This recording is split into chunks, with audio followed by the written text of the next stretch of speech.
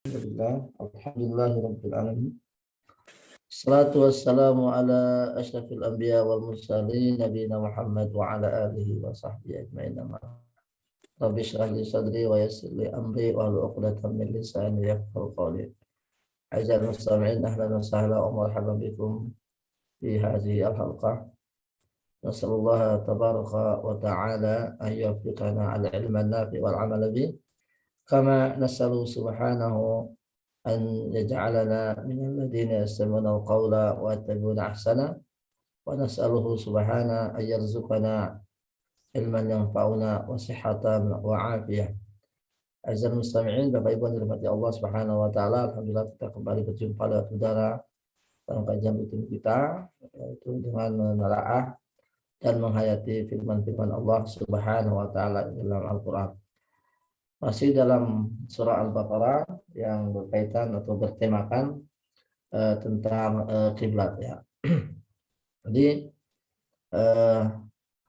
untuk diketahui bahwa awal mula Nabi Shallallahu Alaihi Wasallam ketika hijrah ke Madinah itu kiblatnya ke Baitul Maqdis ya.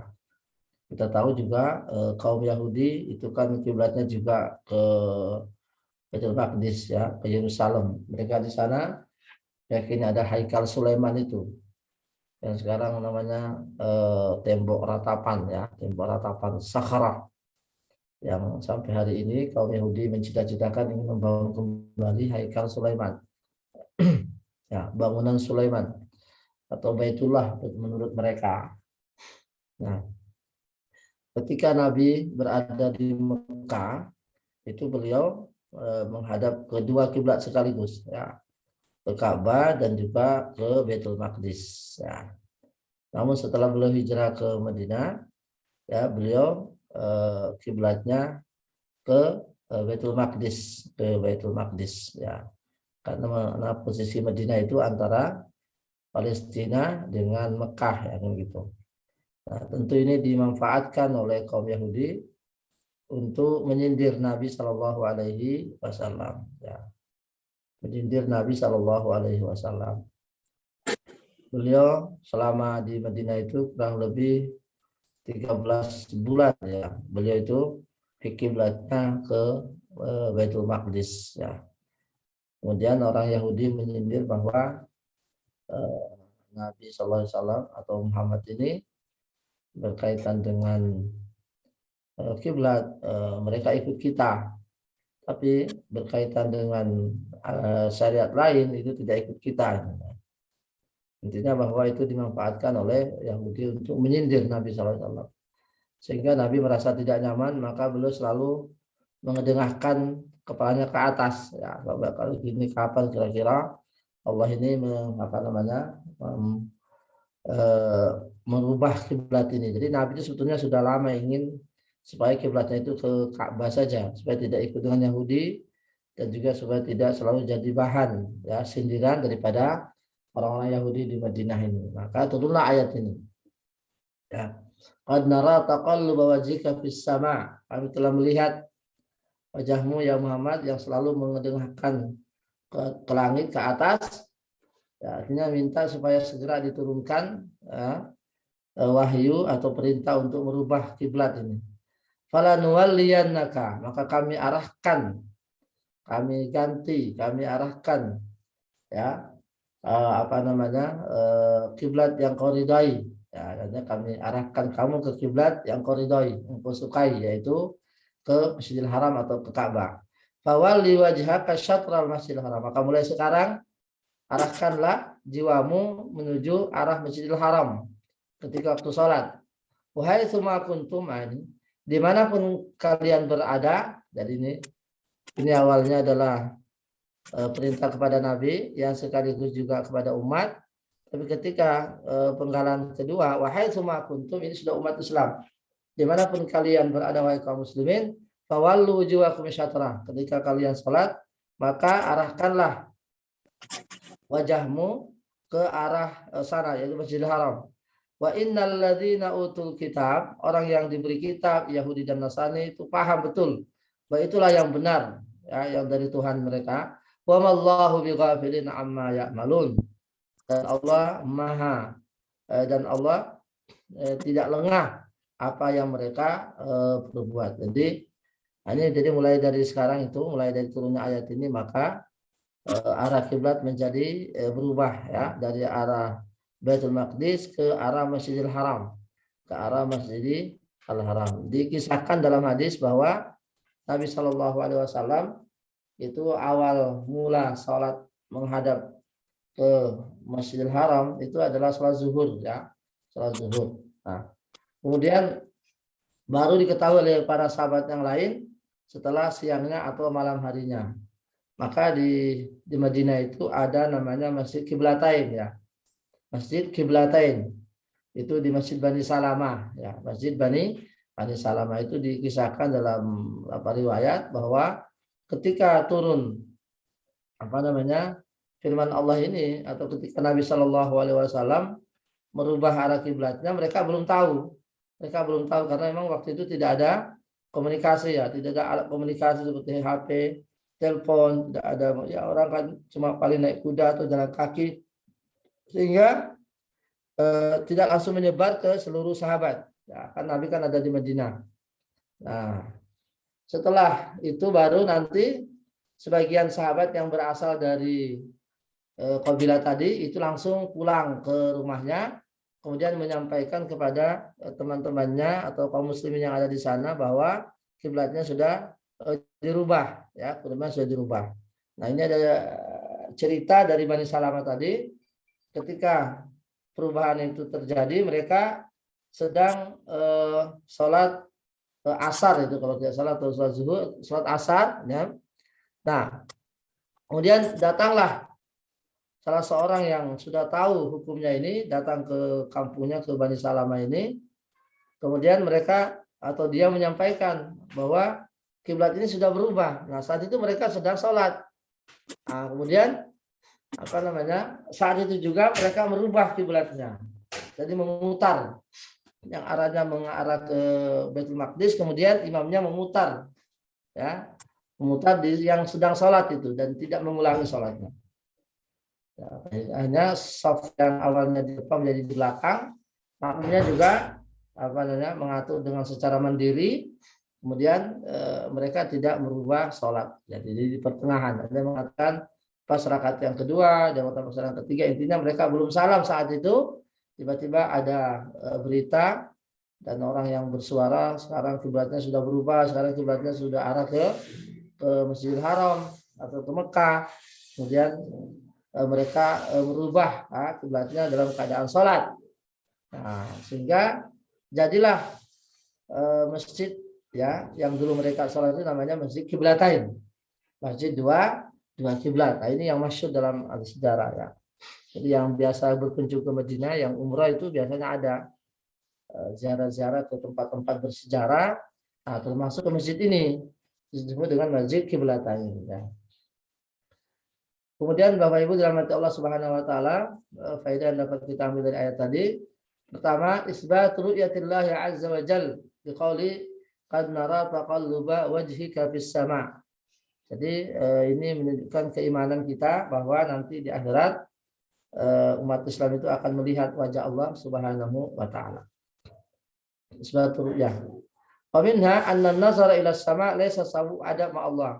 Jadi melihat ke atas, ke langit ya, itu bukan bukan suatu tindakan ya yang buruk kepada Allah Subhanahu wa taala. Bukanlah suadab ya, bukanlah etika yang buruk bersama Allah Subhanahu wa taala. Jadi mengedengkan kepala ke atas. Maka biasa orang berdoa itu kan diangkat ke atas kepalanya itu ya. Isbat ulullah ini juga sekaligus menunjukkan bahwa Allah itu tinggi, Allah itu di atas ya. Ya anna Rasul yuqallib wajhahu bis sama'. Karena Rasulullah setiap berdoa itu kepalanya menghadap ke atas, mengarah ke atas ya. Karena wahyu datang dari atas. Wa minha kamal ubudiyyati Rasul. Ini juga mencerminkan sempurnanya penghambaan beliau sebagai seorang hamba kepada Allah Subhanahu wa taala. Beliau adalah orang yang paling tawadu di hadapan Allah Subhanahu wa taala. Beliau sebetulnya suka kiblatnya itu ke Mekah, tapi karena wahyunya belum turun, maka beliau tidak mau merubah. Beliau tetap ke arah Baitul Maqdis sampai ada perintah itu. Ini menandakan bahwa beliau sangat taat ya kepada Allah Subhanahu wa taala.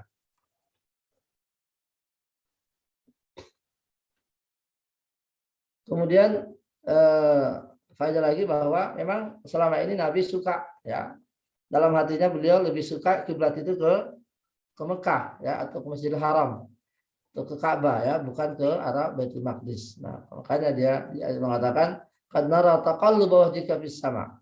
Kami selalu melihat wajahmu mendengar ke atas, itu untuk berharap supaya kiblat ini segera dirubah ya, dari arah Baitul Maqdis menuju ke Ka'bah di Mekah.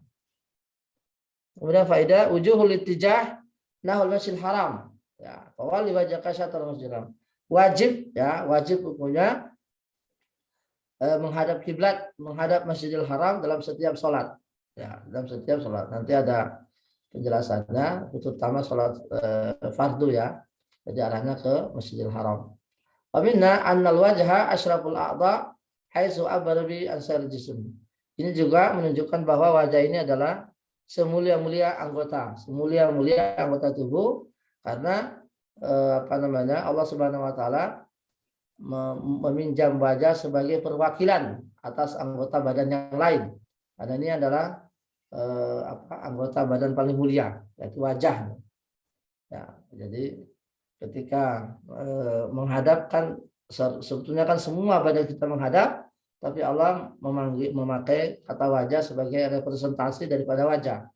Jadi representasi daripada tubuh. Ini menunjukkan bahwa wajah adalah organ paling mulia di antara organ manusia. Wa minha, ini tentang fikih, mastadalla bi al-Maliki ala annahu yanbaghi lil musalli ay yanzura tilqa wajhihi qawli wajhaka syatral Masjidil Haram. Fa iza walla al-insanu wajhahu syatral Masjidil Haram fa sayakunu nazaru tilqa wajhi ghaliban wa hadhihi al-mas'alah ikhtilaf fi al-ilm ma za yanzur ilaihi al-musalli halal qiyami fal masyhur innal malikiyah annal musalli yanzuru tilqa wajhihi wa anil Imam Ahmad an yanzuru ila mawdi sujud. Jadi ayat tadi wali wajhaka syatral Masjidil Haram ya, itu dipahami berbeda ya, diinterpretasi oleh berbeda para ulama. Imam Malik memandang bahwa firman Allah fawali wajhaka syatral Masjidil Haram itu perintah ya, perintah untuk melihat ke arah wajah. Jadi kalau sholat itu arahnya wajah, arah kiblatnya. Jadi dia nggak melihat ke tempat sujud. Karena di situ disebutkan fawalli wajhaka syatral Masjidil Haram. Arahkanlah wajahmu ke arah Masjidil Haram. Di situ tidak disebutkan ke tempat sujud. Maka ini faedah ya, bahwa ulama Malikiyah memandang bahwa ketika kita sholat itu mata kita bukan ke tempat sujud, tapi ke arahnya wajah. Jadi ke barat ya ke barat. Jadi yang dilihat adalah sop depan kita. Adapun jumhur ulama ya, mereka memandang bahwa sholat itu ya dilihatnya ke tempat sujud. Nah, karena ada di hadis yang lain, di asar artinya berita dari sahabat Ibnu Sirin mengatakan Nabi sallallahu alaihi wasallam kana yuta'tu ra'sahu wa yanzuru ila mawdi'i sujudihi. Jadi ini khilaf antara para ulama ya. Memang Bapak Ibu dirahmati Allah Subhanahu wa taala, berkaitan dengan kiblat ini ada beberapa masalah ya. Yang pertama adalah yang berkaitan dengan orang yang sholat di luar Masjidil Haram ya. Di luar Masjidil Haram atau seperti kita di Indonesia ini. Ya. Pertama itu apakah kiblat ini ya, wajah kita ini, arah kita ini adalah harus ke Ka'bahnya lebih spesifik atau arahnya saja. Ya, arahnya itu sudah cukup. Ada yang mengatakan harus ke Ka'bahnya, ke titik Ka'bahnya itu. Nah, ada yang mengatakan tak mesti, arahnya sudah cukup. Arahnya sudah cukup. Ya ini mungkin yang dulu ulama kita di Indonesia ini memandangi bahwa arahnya itu sudah cukup. Tidak mesti harus kepada titik koordinatnya itu. Nah, jadi insya Allah tetap itu sah sholatnya ya, meskipun dia tidak ke arah koordinatnya, tapi arahnya itu sudah cukup ya. Karena tadi mengatakan syatral masjidil haram, arah ya. Syatr itu artinya arah ya, syatr arah. Nah, arah ke Masjidil Haram, jadi arahnya di Mekah. Kemudian ada yang menyebut bahwa harus ke titik Ka'bahnya. Nah, ini sulit ini untuk mendapatkannya, harus memakai alat untuk titik koordinat ya, lurus kepada ke titik masjid, ke titik Ka'bahnya. Nah, jadi ada yang mengatakan harus ke titik Ka'bahnya. Nah, maka beberapa tahun yang lalu mungkin di antara kita di masjid di daerah kita ada yang sedikit merubah arah kiblatnya, karena mungkin selama ini hanya ke arah saja, tapi tidak ke titiknya. Kalau ke arah saya kan cuma 4 ya. Kalau yang ada di utara ya, jadi antara Ima utara, Ima selatan, Ima barat, Ima timur kan gitu. Kalau arahnya cuma 4, antara 4. Ya, otomatis kalau kita semua yang ada di Jawa Timur ini ya berarti kan satu arah itu. Nah, sehingga terus beberapa tahun yang lalu kan ada perubahan bahwa katanya selama ini kita ini sebenarnya ke arah kayaknya kalau mau sejenglah, jadi nggak ke titik Ka'bah sehingga di rumah sedikit. Tapi saya katakan bahwa sebetulnya itu sudah sah, kalau arah itu sudah sah sebetulnya. Ya, karena ini juga para ulama berselisih ya. Karena memang untuk titik koordinat yang pasti itu kan dibutuhkan suatu ilmu, dibutuhkan suatu kajian yang mendalam itu. Nah, kemudian Bapak Ibu teman-teman subhanahu wa taala, persoalan yang kedua adalah ketika orang sholat, apakah dia itu cukup melihat ke arah wajahnya, jadi otomatis dia berarti ke arah saf depannya, atau ke titik sujud. Nah, tadi saya bilang bahwa Al-Maliki mengatakan berdalil dengan ayat ini, bahwa liwajhaka syatran, arahkanlah wajahmu ke masjid, ke arah masjid. Jadi arah bukan ke titik sujud, tapi ke arah. Jadi Mazhab Maliki memandang bahwa inilah perintahnya itu, tidak ada perintah ke arah sujud, ke tempat sujud. Nah, namun jumhur ulama yang lain seperti Syafi'i, Ahmad dan Abu Hanifah dan Syafi'i memandang bahwa ketika kita sholat ya di luar Masjidil Haram atau di luar Ka'bah itu melihat ke arah sujud ya. Katanya mereka li'anna azharu li khusyu', karena ini lebih mengarah kepada kekhusyuan ya. Nah, kemudian dia ada juga yang mengatakan bahwa dalam kondisi ini imam ya, imam dan yang sholat sendirian itu ke arah sujudnya. Tapi kalau makmumnya itu tidak masalah, dia ke arah arah wajahnya, jadi tidak mesti ke arah kiblatnya. Ya. Jadi ini masalah. Nah, kemudian asal lagi bahwa kalau dia itu mengarah ke atas, artinya tidak ke bawah, maka dia nanti bisa bisa teringat, bisa melihat gerak-gerik imam. Ya, terutama nanti kalau safnya besar, masjidnya besar.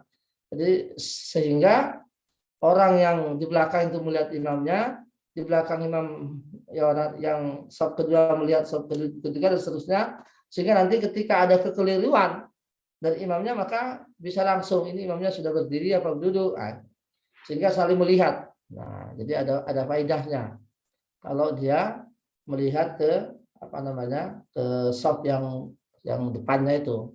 Nah, tapi kalau dia melihatnya ke tempat sujud, dia bisa jadi nanti ketika imamnya keliru, nanti dia tidak tahu ini imamnya sedang berdiri atau duduk dan sebagainya. Nah, itu hikmahnya. Ketika terjadi kelupaan dari imam, ya. Sekali lagi ini perselisihan pendapat di antara para ulama ya. Kemudian Bapak Ibu, ketika orang itu sudah sholat langsung di depan Ka'bah, ya tentu di situ kan sudah tidak berlaku lagi arah kan, karena sudah langsung menghadap kiblat ya, berarti muter kan nanti anunya. Jadi orang di mataf itu kan pasti sofnya kan muter karena sesuai dengan posisi ya. Nah, ketika kita sudah sholat di depan Ka'bah langsung, itu juga ada khilaf di antara para ulama. Mana yang lebih afdal, memandang langsung ke Ka'bah atau ke tempat sujud? Nah, ini dia. Apalagi kalau dia sholatnya sunnah taraweh misalnya. Karena kita tahu bahwa sholat taraweh itu mungkin yang pernah umroh ya saat musim Ramadan itu pasti tahu bahwa sholat taraweh tetap dilaksanakan, tapi orang yang tawaf ya tetap tawaf itu kan. Nah, ada jaraknya itu, ada jarak antara shaf terakhir ya, shaf depan yang terakhir ya, yang tidak bisa dilewati oleh makmum ya, harus lurusannya imam itu apa namanya tidak langsung menyentuh rapat ke Ka'bah, tidak, itu pasti ada jeda dan lumayan panjang, luas ya, kira-kira mungkin ada 30-40 meter itu ya antara shafnya imam dengan Ka'bah langsung. Nah, di depannya imam ini orang tawaf ya, meskipun ada sedikit jarak itu. Nah, di sini nanti kalau seandainya orang itu menghadapnya ke Ka'bah, otomatis dia melihat orang-orang jalan itu. Nah, itu katanya bisa apa namanya menghalangi untuk khusyuk. Tapi kalau dia tetap mengharap sujudnya, nah itu lebih khusyuk. Nah, ini juga berbeda. Nah, demikian halnya kalau orang yang naik di atas ya, yang di lantai atapnya itu ya, di lantai 5, lantai 4 Masjid Nabawi, Masjid Haram itu kan otomatis dia mana ke bawah itu nanti. Karena posisi Ka'bah kan sudah di bawah dia. Ya, terutama yang langsung menghadap ke Ka'bah. Maka ini sekali lagi yang mau memandang langsung Ka'bah silakan, yang melihat ke titik sujudnya juga silakan. Ya, insya Allah semuanya itu sah sholatnya. Selama dia itu sudah ke arah kiblat, ya sudah ke arah kiblat. Kemudian Bapak Ibu dirahmati Allah Subhanahu wa taala ya, bahwa memang menghadap kiblat ini termasuk syarat sahnya sholat ya. Syarat sahnya sholat, menghadap kiblat syarat sahnya sholat. Jadi seseorang di suatu titik di mana dia tidak tahu arah kiblat, dia nggak boleh langsung ke susu ya. Dia harus berusaha dulu ya. Seumpama jenengan masuk hotel ya, hotel kebetulan hotelnya itu milik orang non muslim, nah kan gitu. Sehingga dia di setiap kamarnya itu dia tidak meletakkan atau tidak memberi tanda arah kiblat. Nah, sehingga setiap tamu pengguna hotel datang, dia tidak tahu kemana arah kiblat, sehingga dia harus tanya dulu. Nah, jika ada seseorang yang masuk hotel, kemudian dia langsung apa namanya kesusu ya, tidak tergesa-gesa ya, kesusu dan tergesa-gesa, kemudian dia langsung sholat, ya ternyata arah kiblatnya salah, maka dia harus mengulang sholatnya, Lain halnya kalau dia sudah berusaha, kalau dia memperkirakan tadi kalau kita di masjid di bawah itu, umpamanya di samping hotel ke sana, diperkirakan itu. Hanya ada usaha. Nah, kemudian dia sholat berdasarkan ya, hasil istihasnya tadi, berdasarkan hasil perkiraannya tadi, jadi dia sudah berusaha. Nah, kemudian ternyata setelah sholat pun salah, maka dia tidak perlu mengulang. Nah, ini dia bedanya. Kenapa? Karena tadi sudah ada usaha. Ya, jadi beda antara orang yang sudah berusaha dengan orang yang kesusu atau orang yang tergesa-gesa. Nah, maka memang itu biasanya titik yang dimana kita nggak tahu arah kiblat itu biasanya ketika kita berada di hotel ya, atau ketika berada di tengah laut. Nah, itu juga ya, sebab dalam kondisi tertentu kita berada di tengah laut, kebetulan mati lampu, mesin tidak jalan, angin ribut, hujan lebat, gitu. Kemudian belum sholat isya, tengah malam. Nah, biasanya kan kalau dalam kondisi normal itu sebetulnya bintang di langit itu bisa jadi petunjuk, ya. Kalau tidak salah di mana bintangnya itu menjadi ramai, itu berarti arah utara itu. Jadi kalau bintangnya itu dalam bentuk bergerombol itu katanya arah itu arah utara. Nah, maka bisa disesuaikan. Nah, tapi kalau seandainya hujan lebat, tidak ada kompas, gitu, kemudian angin ribut, nggak bisa lihat bintang, belum sholat isya, kan itu bingung gimana cara arah kiblatnya. Nah, disitulah apa namanya di istihad dulu ya, berusaha dulu memperkirakan kira-kira arah kiblatnya mana itu. Nah, nanti kalaupun sudah sholat ternyata arah kiblatnya salah, tidak perlu mengulang ya. Demikian halnya seumpamanya ketika seseorang itu ketika dia masih di laut, awalnya itu masih ke arah kiblat. Karena ini posisinya kapal berjalan, ya, karena posisi kapal berjalan, otomatis akan berubah-ubah itu nanti. Apalagi kalau kena ombak umpamanya. Maka insya Allah dalam hal ini kata para ulama, yang penting ketika takbir ihram itu sudah arahnya ke kiblat. Ya, baru nanti meskipun nanti sudah dalam perjalanannya, kalaupun nanti perahunya atau kapal ini berubah, itu insya Allah tidak masalah. Yang penting ketika di awal takbir ihram itu posisi sudah betul. Nah, tapi insya Allah kalau kita naik kapal besar seperti kapal pelni, kemudian apa namanya kapal-kapal yang besar itu, insya Allah semuanya sudah arah kiblatnya ya, sudah ada arah kiblat, sudah ada petunjuknya ya. Kalau seperti mau sampai bermalam ya, ya biasanya mungkin yang masih jadian itu adalah kapal penyeberangan. Ya, ini saya sering sekali mengalami ketika kita mau menyeberang ke Gilimanuk dari Ketapang. Saat subuh biasanya itu saya sering sekali, mungkin berkali-kali itu saya dapati. Ya itu memang posisinya memang apa namanya? Pasti berubah itu nanti karena jaraknya dekat itu, kemudian apa namanya? Jaraknya dekat dan posisi arah daripada kapal ini berubah-ubah ya, maka di situ pasti ya kita tidak bisa konsisten umpamanya sholat ya, sholat subuh umpamanya kemudian nanti arah kiblatnya tetap sama, enggak, itu pasti berubah nanti, mungkin di tengah perjalanan itu akan berubah nah, karena ini jaraknya dekat, kemudian ombaknya besar itu, arusnya juga kencang, maka itu pasti kapal berputar itu. Nah, itu kita nggak bisa konsisten untuk satu arah kiblat sampai mulai dari takbir ihram sampai salam. Itu biasanya berubah di tengah kita sholat. Nah, oleh karena itu ya inilah kita dimaklumi ya. Tapi ketika kita takbir ihram itu kalau bisa posisinya tetap ke arah kiblat. Ya, meskipun nanti ketika di tengah-tengah itu berubah dia. Ya, jadi ini ketika kita sedang berada di atas kendaraan. Ya. Bapak Ibu dirahmati Allah Subhanahu Wa Taala, ya. Memang untuk sholat sunnah, ya, sholat sunnah itu memang insya Allah arah kiblat itu enggak syarat. Ya. Jadi syarat ke arah kiblat itu adalah ketika orang itu sholat fardu. Ya, sholat fardu itu ya itu harus di arah kiblat. Dalilnya adalah Nabi SAW kalau dalam perjalanan itu kalau sholat sunnah ya, sunnah duha, sunnah yang lain itu beliau sholat sesuai dengan arah perjalanan kendaraannya. Jadi kalau ke barat ya ke barat, ke timur itu meskipun membelakangi kiblat ya. Tapi kalau sholat fardunya beliau berhenti. Nah ini yang bedanya ini. Jadi kalau sholat fardu beliau berhenti, tidak sholat di atas kendaraan, itu kalau fardu. Nah, tapi kalau sholat sunnah yang lain, beliau cukup di atas kendaraan. Nah, sehingga para ulama mengambil kesimpulan ya bahwa jika sholat itu sunnah, ya, jika sholatnya itu sunnah, maka cukup ya di atas kendaraan saja, tidak perlu merubah arah kiblat. Tapi kalau sholatnya itu fardu, maka berhenti. Ya, sebaiknya begitu ya.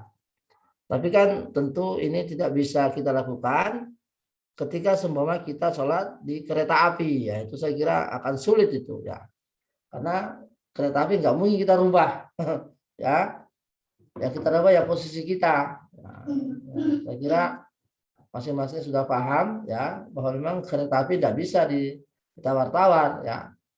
Jadi kalau kita berhenti umpamanya di sebuah stasiun itu bisa ketinggalan karena biasanya kereta api itu kan maksimal 5 menit itu, paling maksimal 5-6 ya nggak sampai 10 menit, apalagi kalau ekspres itu langsung berangkat lagi itu nggak cukup ya, belum lagi antrinya, belum wudhunya, sholatnya itu nggak cukup kita kalau mau sholat di kereta apa di musola di stasiun, maka mau tidak mau ya kita terpaksa sholat di kereta sambil duduk. Nah, posisinya gimana? Nah ini nanti jadi masalah itu. Otomatis kalau orang dari Jakarta ya ke Malang atau ke timur itu pasti nggak arah kiblat itu sholatnya, karena posisinya berbeda. Nah, maka di sini barangkali dimaklumi ya, maka kita sholat sesuai dengan keadaan kita, karena tidak mungkin kita merubah kereta itu. Ya, nah, ini satu pembelajaran ya, ya bahwa memang apa namanya dalam hal ini kita mengalami suatu kondisi-kondisi di mana kita tidak bisa menghadap kiblat secara utuh ya. Nah, ini fattaqullaha mastata'tum la yukallifullahu nafsan illa usaha. Ya, ini mungkin apa namanya faidahnya orang yang safar dengan mobil pribadi. Jadi dia bisa apa namanya sholat dengan aman, dengan tentram, ya, dengan tenang, karena bisa apa namanya sholat di mana saja, di musolah mana saja, tanpa harus dikejar-kejar oleh waktu. Ya, ini berkaitan dengan kiblat. Sekali lagi Bapak Ibu, bahwasanya memang kiblat itu sebagai syarat sahnya sholat. Syarat sahnya sholat itu kiblat. Jadi orang itu tidak bisa di apa namanya tidak bisa dianggap uzur ya ketika dia tidak tahu. Ya, jadi kalau orang datang orang langsung sholat nggak nanya ya, batal sholatnya. Ada ngulang. Ya, kecuali kalau dia alhamdulillah. Kecuali kalau dia sudah berusaha, sudah beristihad, bertataya dan lain-lain, toh ternyata arah kiblatnya salah, itu tidak perlu diulang. Lagi di sini adalah ada usaha. Kemudian faedah lagi Bapak Ibu, izamatu hadzal masjid. Ya, jadi agungnya Masjidil Haram ini. Jadi inilah apa namanya rumah atau masjid yang pertama kali dibangun di dunia ini. Allah berfirman, inna awwala baitin wudi'a lin-nasi lallazi bi Bakkah. Sungguhnya rumah Allah yang pertama kali dibangun di tanah di bumi ini adalah apa namanya yang ada di Mekah itu, yaitu Masjidil Haram, yaitu Ka'bah. Ya. Kemudian faedah lagi bahwa wajib hukumnya untuk mengarah ke kiblat dimanapun kita berada, apakah di laut, di darat, ya, dimanapun saja, maka wajib hukumnya mengarah kiblat, karena Allah berfirman tadi, wahai summa kuntum fawallu wujuhakum syatra, wahai summa kuntum fawallu wujuhakum syatra. Ya. Arah ke Masjidil Haram. Yasqutu istiqbalu qiblah fi maudi' minha. Jadi apa namanya mengarah kiblat menjadi apa namanya menjadi tidak wajib atau menjadi gugur ya bagi orang yang dalam kondisi seperti ini. Pertama, sholat sunnah. Nah, ini dia sholat sunnah dalam perjalanan misalnya, maka orang boleh sholat dalam segala arah. Kedua, indal khawfi syadid, ketika dalam kondisi ketakutan. Nah, kondisi ketakutan yang sangat akut di mana antara kiblat dengan musuh itu sudah di depan. Nah, ini sebagian mengatakan bahwa dia bisa sholat tidak menghadap kiblat. Bisa karena ajizan, ketika dia lemah. Nah, orang yang sakit ya, yang baring umpamanya, ya rumah sakitnya atau apa tempat tidurnya bertolak belakang dengan kiblat misalnya, maka dalam kondisi ini ya orang itu ya tidak apa namanya menjadi gugurlah kewajiban untuk menghadap kiblat. Tapi meskipun demikian ya sebaiknya kalau dia bisa mampu menghadap kiblat ya menghadap kiblatnya.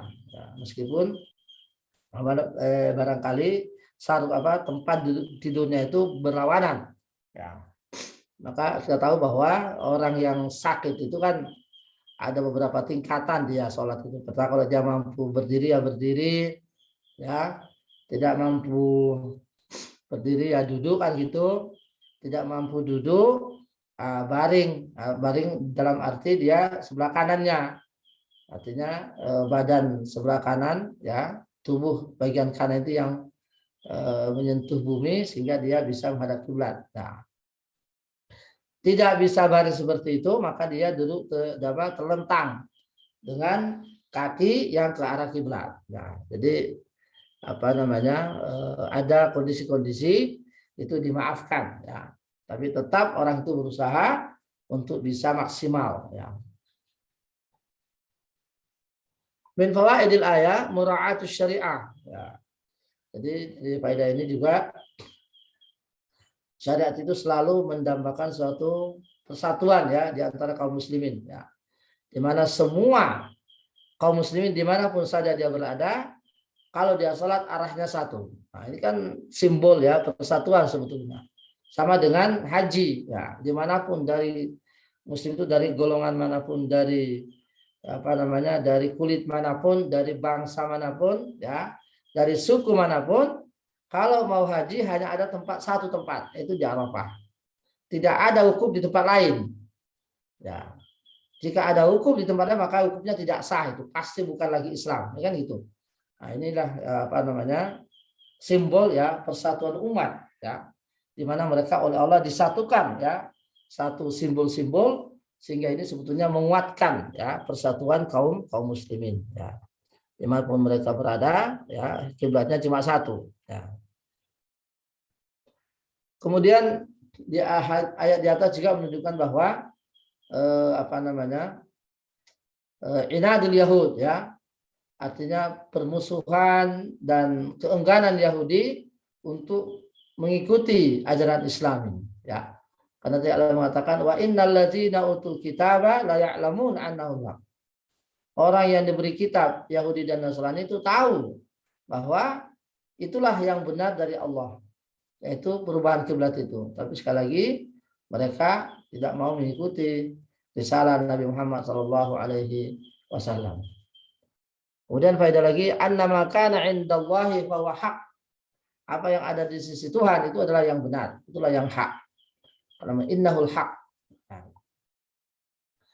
Kemudian anha ula'il mu'anidin min ahlil kitab yu'aniduna ma ilmihim at-tam ma iqrar bi rububiyyatillahi ta'ala. Jadi orang yang mengingkari, yang menentang ya dari ahli kitab, yang menentang ajaran Islam atau menentang khususnya masalah kiblat, itu sebetulnya mereka menentang dalam kondisi mengerti, dalam kondisi tahu bahwa itu adalah benar, tapi karena mereka sekali lagi kebencian dan apa namanya, ketidaksukaan ya kepada agama kita, sehingga menyebabkan mereka tidak mau mengikuti ajaran Nabi Muhammad Shallallahu Alaihi Wasallam ya.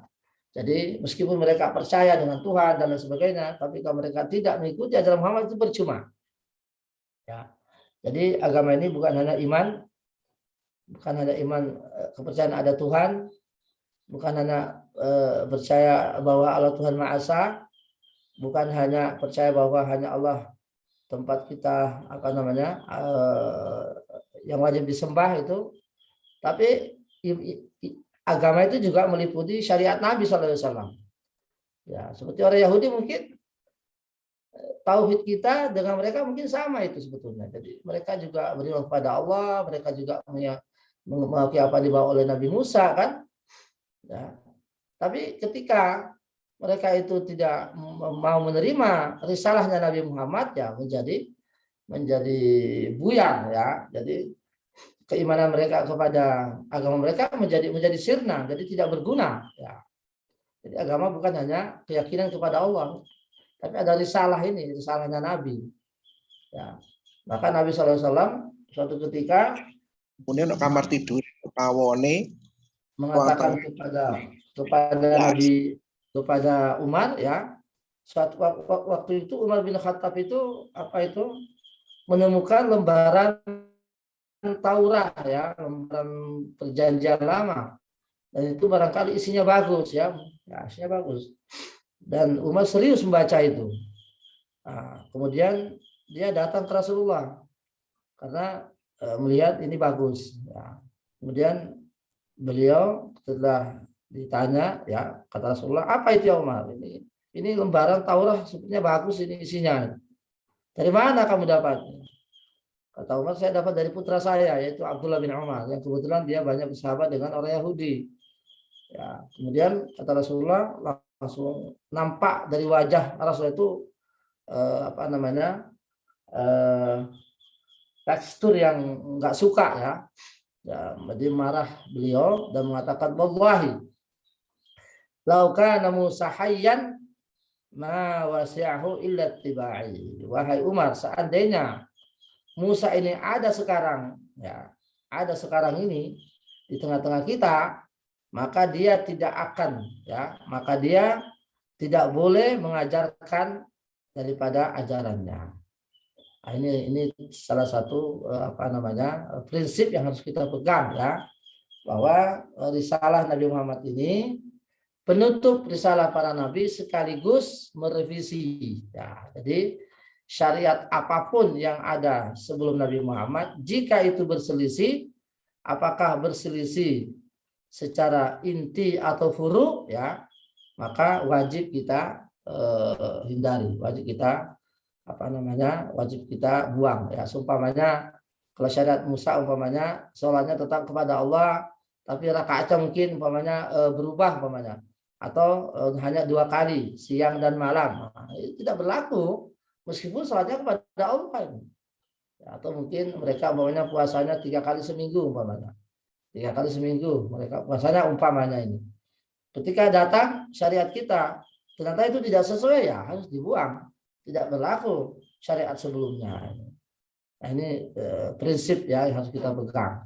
Nanti pun ketika Isa Al-Masih, ya, turun ke bumi, dan kita yakini bahwa di antara tanda-tanda kiamat besar itu adalah diutusnya kembali Nabi Isa.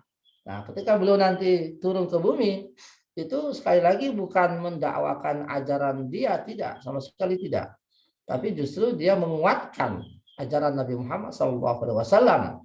Ya, bahkan disebutkan bahwa di antara yang dilakukan oleh Nabi Isa itu adalah mematahkan, ya, salib-salib, ya, dan lain sebagainya yang menjadi simbol, ya, keyakinan daripada kaum Nasrani. Ya. Jadi ini prinsip, ya, ini prinsip bahwa ajaran Nabi Muhammad SAW yang kita anut, yang kita kerjakan, ya, itu adalah merevisi ajaran Nabi sebelumnya. Ya. Kemudian faedah lagi Bapak Ibu dirahmati Allah Subhanahu wa taala, tahdidul muhaulal mu'anidin, ya. Ancaman bagi setiap orang yang menentang ajaran agama Islam ini, termasuk dalam hal kiblat, ya. Karena tadi Allah mengatakan wa mallahu bighafilin amma ya'malun. Allah sama sekali tidak lengah. Memperhatikan, ya, gerak-gerik mereka yang tentang, ya, Islam ini, termasuk juga dalam hal kiblat. Jadi ya, Allah bighafilin, semua kezaliman, semua penyimpangan yang terjadi di muka bumi ini Allah sama sekali tidak lengah. Nah, dan itu pasti akan diberikan. Selanjutnya, auzubillahi minasyaitonirrajim.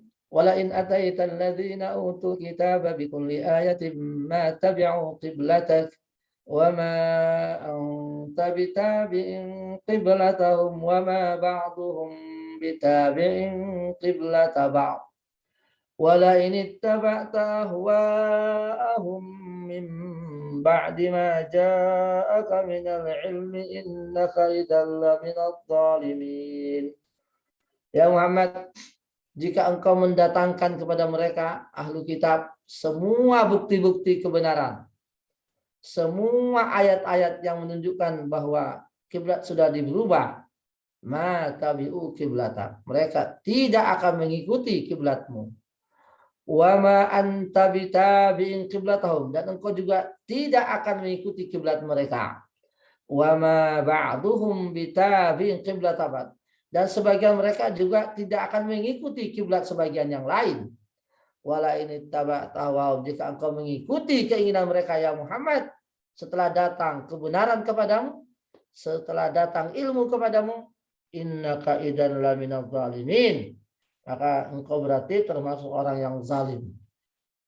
Nah, ini ayat ini sekaligus peringatan, ya, dari Allah Subhanahu wa taala, ya. Jadi bahwasanya orang-orang yang benci kepada Nabi itu tidak akan patuh, tidak akan mengikuti apa yang menjadi ajaran Nabi Muhammad SAW. Ya. Min faidil ayat anna Rasul haris ala hidayatil khalq. Ya. Jadi dari ayat ini ada apa namanya? Ada pemahaman atau ada isyarat ya bahwa Nabi memang sesungguhnya Nabi itu sangat peduli ya, sangat ingin agar beliau bisa memberi hidayah kepada, memberi petunjuk, memberi apa namanya itu keterangan ya kepada seluruh manusia, termasuk juga ahli kitab. Karena mau tahu walain ataikal ladzina utul kitab. Nah, memang beliau selalu menawarkan ya apa yang menjadi ajaran beliau kepada semua orang, termasuk kepada ahli kitab. Di sini Allah menjelaskan tadi, kalau engkau ya Muhammad mendatangkan kepada mereka ahli kitab ini semua dalil-dalil dan ayat-ayat, maka mereka tidak akan menerima.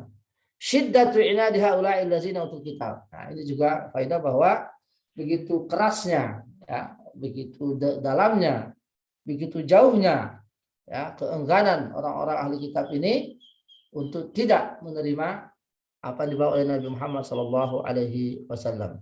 Wa minna annal ladzina utul kitaba la yattabi'u qiblatar rasul. Jadi orang yang diberi ahli kitab Yahudi dan Nasrani tidak akan mengikuti kiblatnya Nabi sallallahu alaihi wasallam. Wa iza kana kadzalik fala yattabi'u dinahu. Kalau kiblatnya tidak terima ya otomatis agamanya juga tidak menerima. Li'annal qibla ba'duddin. Karena kiblat itu sebagian daripada agama. Wa minha annal Ka'bah qibla lil muslimin khassa. Nah, ini jadi Ka'bah itu adalah kiblatnya orang muslim khusus ya. Li'anna Allah Ta'ala yaqul inna awwala baitin wudi'a lin-nas lalladzi bakkata mubarakah. Ya. Jadi Ka'bah itu adalah kiblatnya orang muslim secara khusus. Wa ammal al-masjidil haram qiblatul anbiya. Lakin atba'ahum minal yahud humul ladzina baddalu hadhihi qiblah. Jadi pada dasarnya ya kiblatnya seluruh para nabi sebelumnya itu juga ke Masjidil Haram. Nah, jadi mungkin kita ada yang apa namanya, ada yang prasangka, terus kiblatnya nabi-nabi sebelumnya gimana? Apakah ke kiblat atau apakah ke Baitul Maqdis? Ya, kalau melihat kepada firman Allah inna awwala baitin wudi'a lin-nas, itu sebetulnya ya semuanya ke Ka'bah, semuanya ke Masjidil Haram itu kiblatnya sebelumnya. Jadi mereka itulah nanti yang merubah ya sendiri arah kiblat mereka. Wujubul inqiyad lil haqq idza zaharat ayatuhu. Wajib hukumnya mengikuti ya tunduk kepada yang hak jika sudah ada bukti-buktinya. Jadi jika ada bukti-bukti maka kita wajib mengikuti yang hak itu. Anna Nabi SAW mustahil ayakuna tabi'an li qiblatihim. Nah, Nabi SAW nggak mungkin ya, mustahil beliau akan mengikuti kiblat mereka. Li'anna qiblatahum allati yad'unaha lam tasbut syar'an. Ya, lam tasbut syar'an. Karena kiblat mereka tidak ada dalilnya. Kalaupun ada, maka sudah dinasah oleh agama kita, oleh ajaran Islam ya.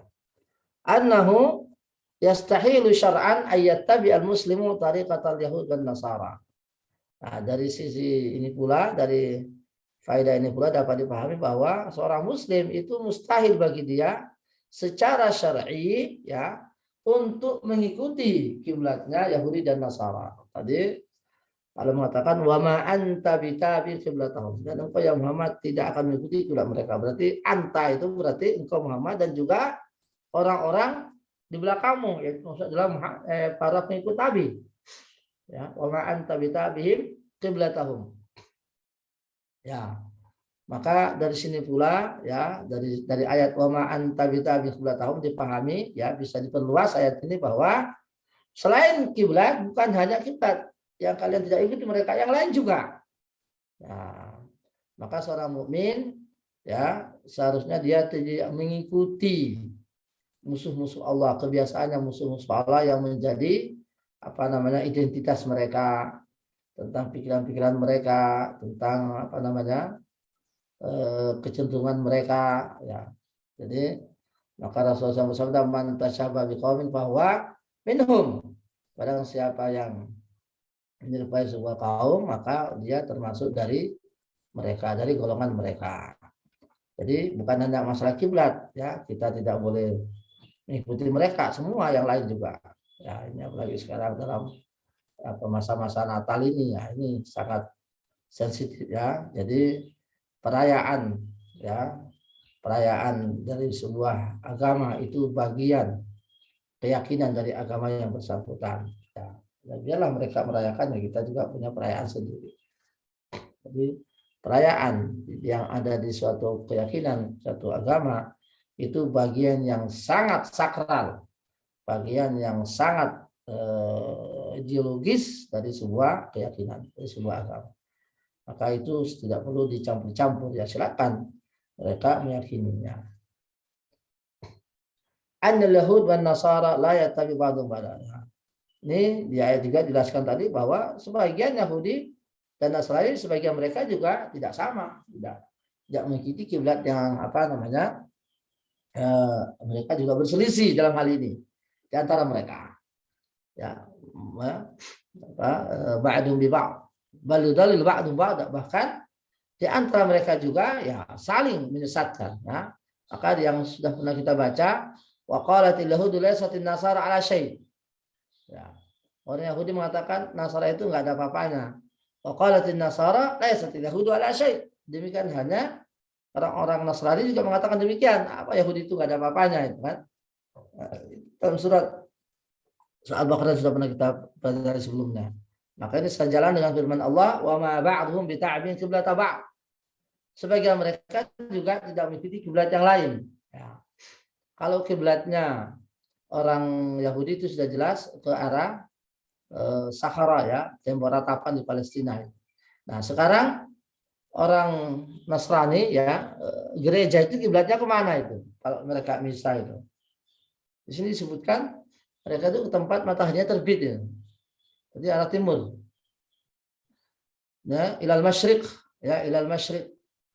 Kiblatun Nasara ilal masyriq. Kiblatnya orang Nasrani itu biasanya ke arah timur, ke matahari terbit ya. Atau mungkin ada yang lain ya. Saya juga nggak pernah masuk ke gereja ya. Ya, apakah kiblatnya mereka mengarah ke jalan atau satu arah, atau kalau orang Yahudi jelas mereka ke tembok ratapan, ke tempel Sulaiman itu, atau Haikal Sulaiman yang maz'um ya, yang diklaim itu. Ya ini sampingnya Masjid Aqsa persis itu. Ya Sakharah atau tembok ratapan. Kan di situ mereka orang Yahudi. Nah, tapi kalau orang Nasrani dia mengatakan mereka kiblatnya ke arah timur. Berarti gereja itu ke arah timur. Min fawaidil ayat anna ittiba'al hawa Yahudi dan Nasrani ittiba'ul hawa. Bahwa mengikuti Yahudi dan Nasrani itu adalah mengikuti hawa nafsu. La lil huda, bukan mengikuti petunjuk. Karena telah mengatakan wala in ittaba'ta ahwa'ahum. Jika engkau mengikuti hawa nafsu mereka. Kemudian faedah lagi, anil yahud wan nasara laisu ala huda. Nah, dipahami pula bahwa al-yahud nasara itu sama sekali mereka tidak berada di dalam petunjuk. Ya. Haitsu ja'ala Allah subhanahu ma hum alaihi hawa. Karena Allah menjadikan apa yang ada pada diri mereka dari keyakinan itu adalah hawa nafsu belaka. Jadi laisa huda, bukan petunjuk. Ya. Kemudian faedah lagi Bapak Ibu, annal insana la yu'akhas bil mukhalafah illa ba'da qiyamil hujjah. Nah ini kaidah penting ini. Bahwa manusia itu tidak akan disiksa, tidak akan diberi azab ya, tidak akan diberi sanksi karena dia pelanggaran sampai datang hujjah kepada dia. Nah, jadi kalau orang itu kalau berbuat salah karena tidak tahu, itu apa namanya? Maklumi ya, dimaklumi ya. Imba dimaja akan minal ilm ya. Fal insanu qad yutabi ghairahu jahla wala yu'akhadhu bihi wa in kana yusama dhallan. Orang itu kadang-kadang mengikuti temannya yang karena tidak tahu, maka dia tidak diberi sanksi karena dia meskipun disebut dengan sesat karena dia tidak tahu. Lakinnahu laysa bizalim, tapi dia tidak zalim. Li'annahu lam yata'ammad al-mukhalafah. Karena dia tidak berbuat pelanggaran itu karena sengaja. La yataqaqul zulmu illa liman arafal haq wa khalafahu. Jadi kezaliman itu terjadi jika seorang itu sengaja melanggar dan dia tahu hukumnya, itu berarti zalim. Kemudian faedah at-talattu fil khitab li Rasulullah sallallahu. Jadi innaka idzan la minadh zalimin. Jadi Allah Subhanahu wa taala itu selalu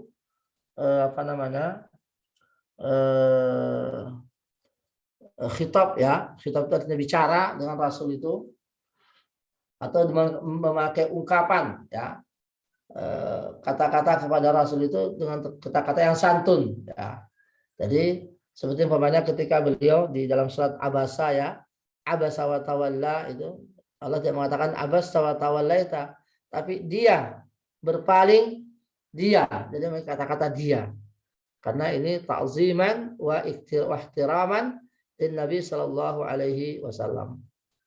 Jadi memang beliau oleh Allah juga, oleh Allah saja beliau dihormati, apalagi kita sebagai umatnya. Bayan annal ilma haqiqatun huwa ilmu syariah. Ini penting sekali Bapak Ibu, bahwa ilmu yang sesungguhnya itu adalah ilmu syariat. Ya, ilmu yang sesungguhnya itu adalah ilmu syariat. Jadi bagaimana kita beribadah kepada Allah itu ilmu yang paling penting ya. Meskipun ilmu duniawi juga penting juga ya. Tapi hakikat ilmu yang sebenarnya adalah ilmu syariat. Karena Allah tadi min ba'di ma ja'aka minal ilmi. Tentu ilmu di sini adalah ya tentu ilmu syariat.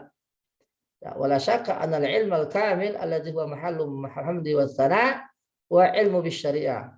Ya, walizalika naqul inna asran nubuwah asrul ilm wa laysa asrun al-an. Jadi ilmu yang sesungguhnya adalah ilmu syariat. Oleh karena itu zamannya Nabi itu adalah zamannya ilmu yang sesungguhnya. Bukan zaman sekarang. Meskipun zaman sekarang ilmu dan teknologi ya berkembang ya, tapi kalau dibandingkan ilmunya di zaman Nabi, tentu ilmu zaman Nabi itu yang lebih utama. Karena itu adalah ilmu syariat. Allah mengatakan min ba'di ma ja'aka minal ilm. Kemudian faedah lagi, anna zulm wal adl ghairu zalika maqrun bil a'mal bil ashkhas la bil ashad, bahwa kezaliman itu dan keadilan itu identik dengan perbuatannya, bukan dengan orangnya. Ya, artinya laisa bainallahi ta'ala ahadun minal khalqi syai'un yuhadi wa ira'ihi wa kullu man khalafahu fa huwa zalim. Fala naqul masalan hadza qarib min rasul tukab sayat. Artinya bahwa kekerabatan itu sama sekali tidak menghalangi azab Allah ya. Jadi apa namanya? Kezaliman dan keadilan itu tidak berkaitan dengan seseorang, tapi berkaitan dengan perbuatannya. Artinya bahwa kekerabatan ya seseorang itu tidak serta-merta mengangkat derajat dia. Dan kekerabatan seorang kepada Nabi sekalipun itu tidak serta-merta mengangkat derajat dia di sisi Allah Subhanahu wa taala sampai dia juga berbuat. Ya, kita tahu bahwa Rasulullah pernah mengatakan, wahai Fatimah, wahai Safiyah, wahai keluargaku, la ugni angka syai'a, saya tidak bisa menghalangi azab Allah yang menimpa kalian, kan itu. Artinya bahwa memang orang itu dinilai dari amalnya ya, bukan dinilai daripada kekerabatannya. Ya. Dan banyak contoh ya, kerabat Nabi juga ada orang yang sesat, kerabat Nabi masuk neraka seperti Abu Lahab dan lain sebagainya. Ini menandakan bahwa itu kembali kepada amal ya, amalah yang berbicara. Nilai seseorang, ukuran tinggi derajatnya adalah secara personal ya, orang itu sendiri, bukan daripada kekerabatannya. Rasulullah bersabda apa itu, yang artinya bahwa siapa yang berbuat zalim maka kekerabatannya tidak akan menghalangi dia dari azab. Bapak Ibu rahmatullah subhanahu wa ta'ala, saya kira demikian. Mari kita doakan saudara kita yang barangkali masih berbaring di rumah sakit dan juga yang sudah berada di rumah dan sebagainya. Semoga Allah Subhanahu wa taala menganugerahkan kepada mereka kesehatan. Alhamdulillahirabbil alamin. Hamdan yuafi ni'amahu wa yukafi mazida ya rabbana lakal hamdu kama yanbaghi li jalali wajhikal karim azim sultanik. Allahumma 'allimna ma yanfa'una wanfa'na bima 'allamtana wa 'allimna ma yanfa'una warzuqna 'ilman yanfa'una fid dini wad dunya wal akhirah. Allahumma shfi mardana wa mardal muslimin. Rabbana la tada'na zamban illa ghafarta wa la hamman illa farajta wa la daynan illa qadaita wa la hajata min hawaijid dunya illa adaitahu lana ya qawi ya aziz innaka antas sami'ud du'a. Allahumma shfi mardana wa mardal muslimin. Allahumma zuqna as-sihhata wal afiyah. Allahumma la sihhata illa ma ja'altahu sihha wa la afiyata illa ma ja'altahu afiyah.